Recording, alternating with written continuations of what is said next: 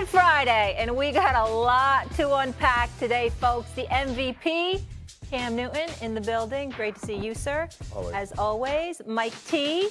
Haven't seen you in a minute. It's been a minute. Good to see you, Molly. Yeah, it's great to have you with us. An essay on the road. He's got his NBA duties this weekend. Coming to us from the West Coast. Gentlemen, Super Bowl week, 3 days away. Let's dive right in. Philly and the Eagles looking for revenge after their Super Bowl loss 2 years ago to the Kansas City Chiefs. Jalen Hurts fell short of a comeback then and now hopes for a different result. Our quarterback, Cam Newton, sat down with Philly's signal caller. Let's take a listen. So you got Saquon, you got A.J. Brown, Devontae Smith, a list of other impactful players. How do you manage expectations from them? Yeah, I think when you have the pool of talent you have all of the opportunity in front of you, I think everyone has to be focused on the main thing. The main thing is the mission that was established long ago and winning and focusing on just that from the quarterback position and understanding that it's going to look 1,000 different ways, but it's not my job to do anything other than win the game.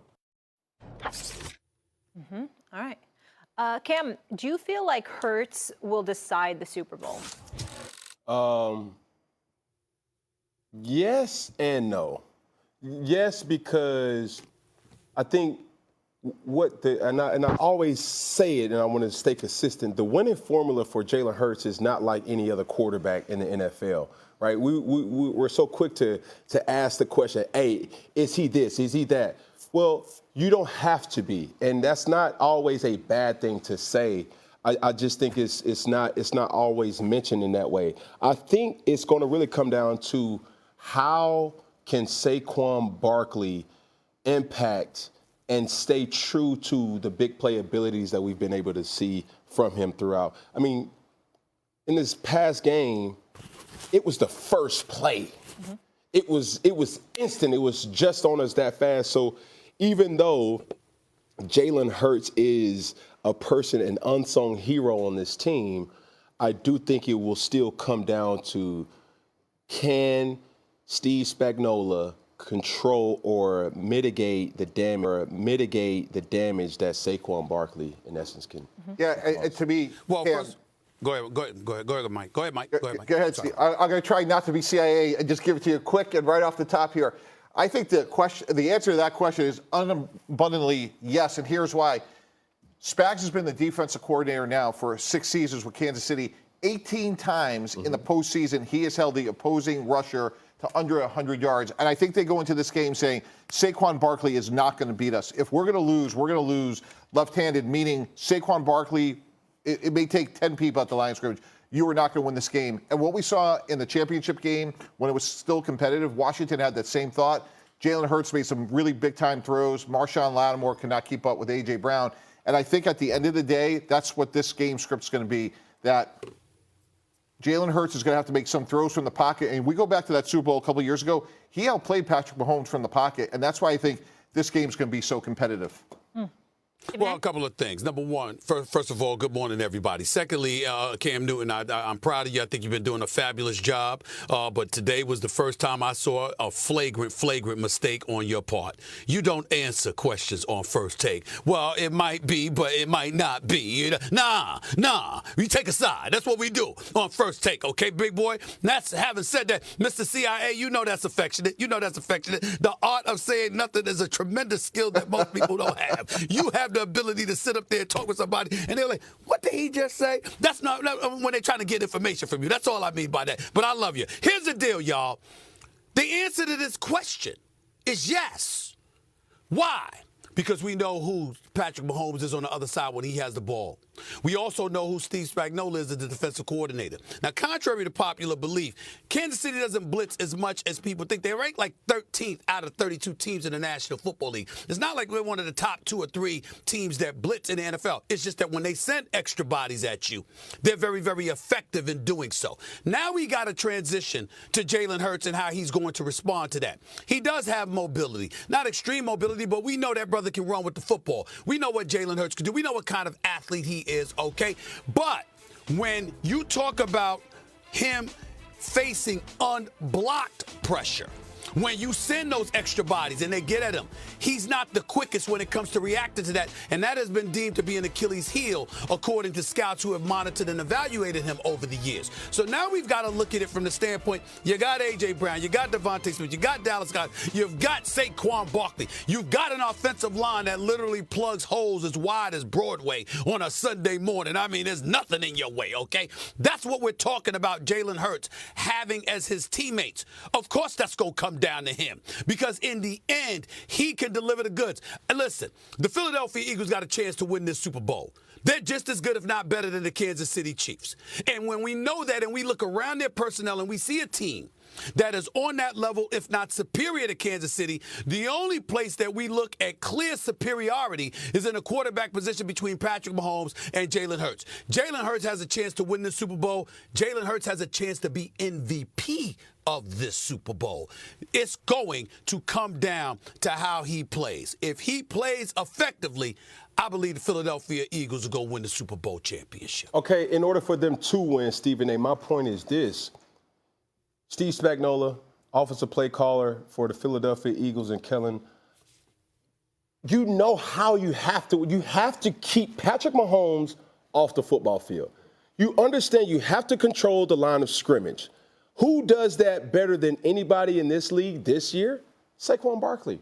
Didn't that start to poke fun or poke at skill sets? Because this is also what Jalen Hurts did mention. Just because I haven't doesn't mean that I can't. I agree with that. And I think more than anything, which is more alarming, is that the Washington Commanders had a strong case of fay and foe, right? You understand what that is? Fay and foe. No. Mm-hmm. They fooled around and they found out about A.J. Brown. Understand that if you put us in single coverage, A.J. Brown is going to get off. Devontae Smith is going to get off. So do we really have the personnel defensively to say we want to have matchups with A.J. Brown from the Kansas City Chiefs? Right, and Cam, my answer to that is if you look at Philadelphia over the course of the season, they lead the league in designed runs. That's who they are. That's why Saquon has been in the MVP conversation. And that's why, to me, what Spags is going to say is if we're going to lose left-handed, and it's going to be A.J. Brown. It's going to be Devontae Smith. Maybe it's Dallas Goedert. But to me, I think why this game script is so fascinating is it's going to be in Jalen Hurts' hands. And we could go back to his dad being a high school coach in Dallas. We could go back to when he was benched for Tua. You know, a lot of people say that for quarterbacks, winning is not a quarterback stat. And that's fine. But at the end of the day, like Jalen Hurts has always risen to the competition. And now he's in the Super Bowl twice in 3 years. And they're on the precipice of, look, he's never going to be Patrick Mahomes. We know that. But he is really close to being called a Super Bowl champion, being in the game twice in 3 years. And he deserves a ton of credit for that. And if they don't win this game, maybe Patrick Mahomes is Superman one more time. But my sense of it is the way he's playing right now, Jalen Hurts won't be the reason they lose. Mike T, let me ask you this question respectfully. I mean, I just want to know, do you think the likelihood is that McDuffie is going to be assigned to A.J. Brown? I would think so. I think they're going to go good on good. So crystallize that lineup, that matchup for me. How do you think that? Because Cam just said what he said about A.J. Brown, but McDuffie's no slouch. What do you think about that matchup? Yeah, I think that's even because I like McDuffie's physicality. I think he's one of the few guys that can match up with A.J. Brown. Is McDuffie better than Marcus Lattimore? At this point, say what? Yeah, at this point in his career, I don't think Marshawn Lattimore could run the way he once did. Yeah. Okay. The one thing so if you're bringing that, I'm only bringing that up to say, are we sure, Cam, that A.J. Brown, listen, I believe in A.J. Brown. I think the brother's a stud, no doubt about it. He clearly got a lot, he clearly got a chip on his shoulder, reading books on the sideline, getting himself motivated, wasn't happy with the amount of passes he was catching and all of this other stuff. But he in the damn Super Bowl, right? You got a championship on the line. You know he going to show up and he going to try to show out. In light of what you've seen from McDuffie, in light of what Mike T pointed out about Lattimore and what have you. What are your thoughts about the matchup, Cam, between A.J. Brown and McDuffie? Because that's going to be key here, because if you can sit there and neutralize A.J. Brown in any way, that's going to put more pressure on Saquon. It's going to put more pressure on Goddard. It's going to put more pressure on Smith. And the damn sure is going to put more pressure on Hurts. What I've known in competitors is this. It's disrespectful as a top-tier receiver to be isolated and singled out as in one-on-one. So contrary to what you may believe, even looking at last week's game, when a competitor even seeks like, hey, you trying to play bully ball with me? That's my type of game. A.J. Brown is a physical specimen. Playing man-to-man to him is something that all DBs must understand and say, hold on, is that the real guy that I really want to play man-to-man with?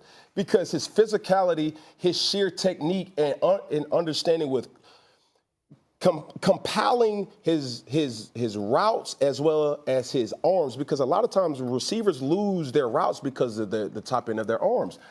When you're physical at the top end, A.J. Brown, I don't see a lot of people really nuking him and his ability to get open.